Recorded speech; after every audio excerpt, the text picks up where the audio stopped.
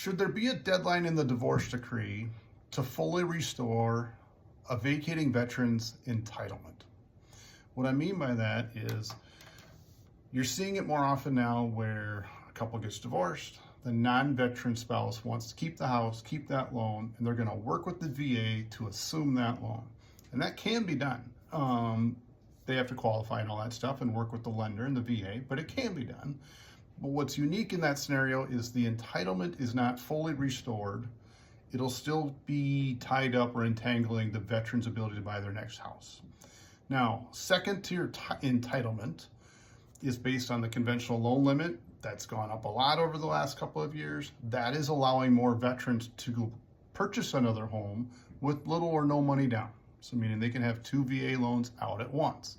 Kind of the old one, the entitlement's still tangled up, but they can go buy another one.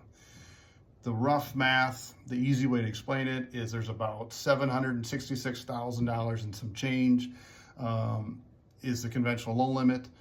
You would take that minus the original loan amount.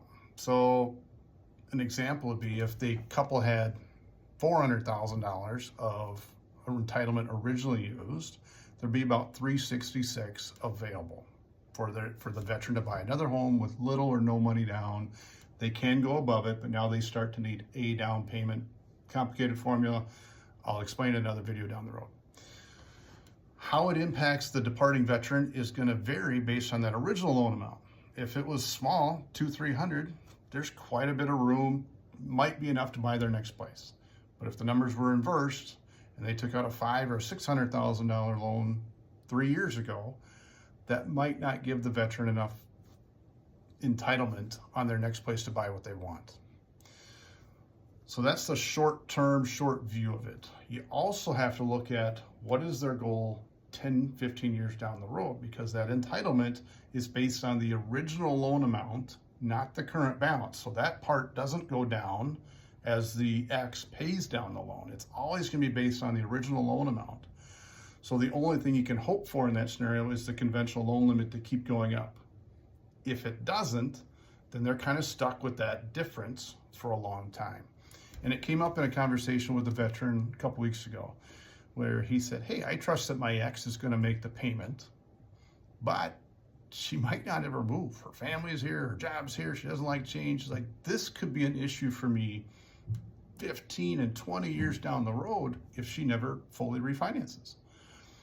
So it begs the question, should you have like a second deadline in the divorce decree? The first one being short-term to assume the loan, get it out of their credit report.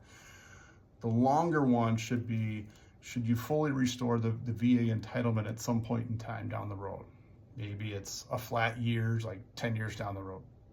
Maybe it's when the kids are off to college. Maybe it's when you've exceeded the length of the marriage. Maybe it is insert whatever you agreed to. But you should have a deadline in, because if you don't, then you probably will have a hard time trying to bring a motion to change that. So I would address it now in the divorce decree. I would include two deadlines. The first one's to do the assumption. The second one, further down the road, whatever they will agree to regarding restoring the VA entitlement. Thanks. Let me know if any questions.